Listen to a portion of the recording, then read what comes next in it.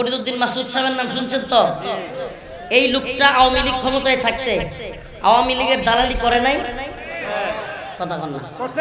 এখন এইটাকেও আমি বললে যদি আপনি বলেন যে হুজুররা লাগছে, ধর্মিয়া কেউ নাস্তিকদের পক্ষে যাবে আর তার বিরুদ্ধে বললে হুজুররা লাগছে, তাইলে আপনি না দ্বীনই বুঝেন না।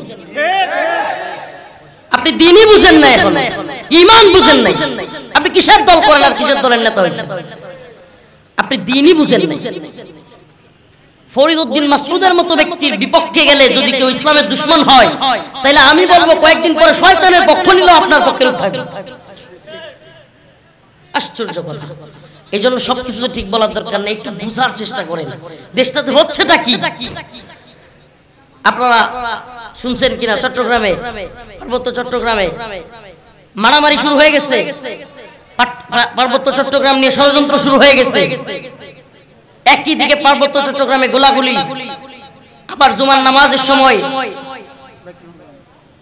হাসিনা সরকারের দালাল কওমি জননী খেতাব দিয়ে হাসিনারে পুরা কওমি অঙ্গনকে যে লোকটা কলুষিত করেছে হাসিনার নৌকা পাওয়ার জন্য, দিন শেষে নৌকা না দিয়া দিছে খতিবগিরি।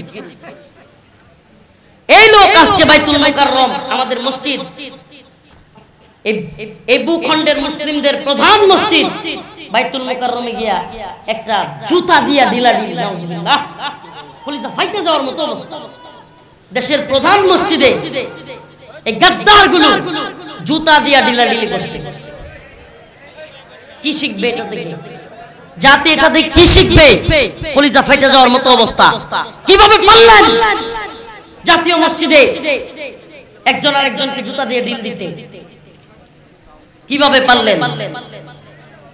আসলে ইসলামকে তামাশা বানানো, ইসলামকে কি বানানো? তামাশা বানানো, নিজেদের খায়সাত পূরণ করা চলছে। আজ ফরিদউদ্দিন মাসুদের জন্য থানা ঘেরাও করা হবে, ফরিদউদ্দিন মাসুদকে কেউ কিছু বললে চোখ তুলে নেওয়া হবে, এই ধরনের কথা বলেন।